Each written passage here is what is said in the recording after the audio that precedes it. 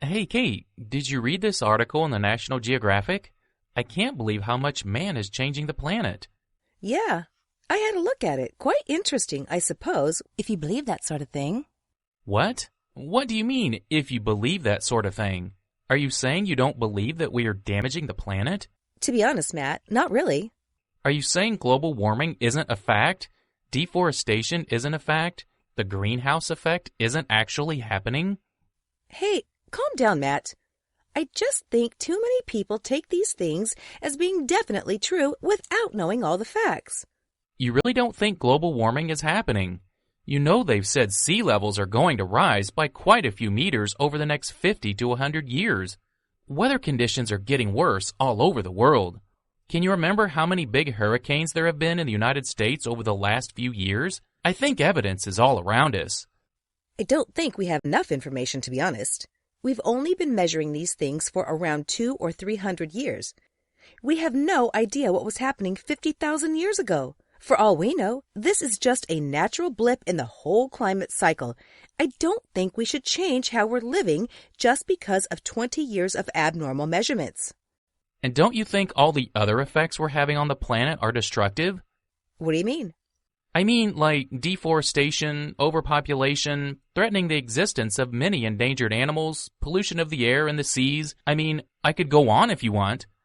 No, I understand what you're saying, and yes, it's true that there are several problems worldwide caused by human influence.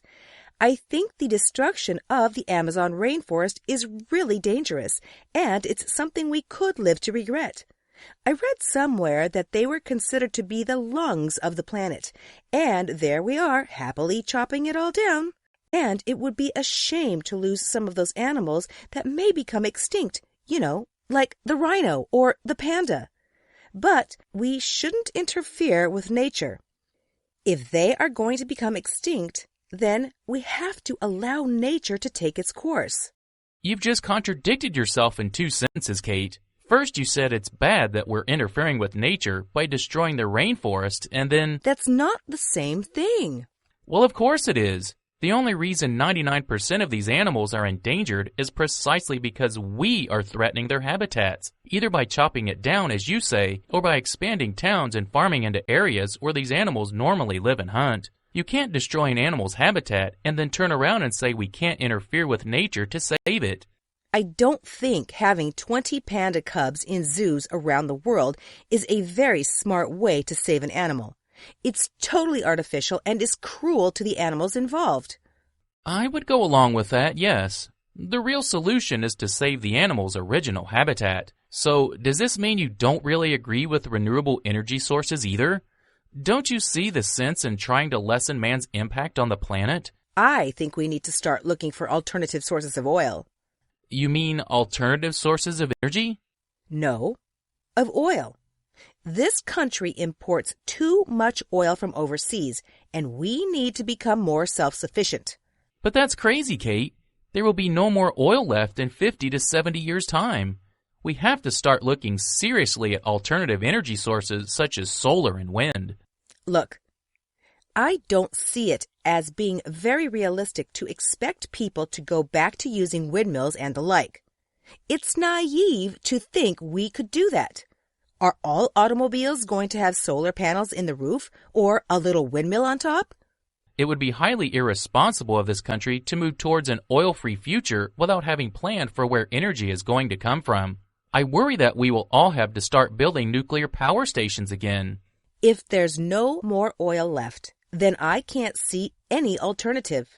I'm not really worried. We always seem to find a solution to most things, but there are always pessimists like yourself telling the rest of us that the world's going to end, etc., etc. I won't be fooled into panicking. Fooled? I simply don't understand your blasé attitude towards all this, Kate. Your father works in the power plant too. I would have thought you would have had a real interest in all this. My father?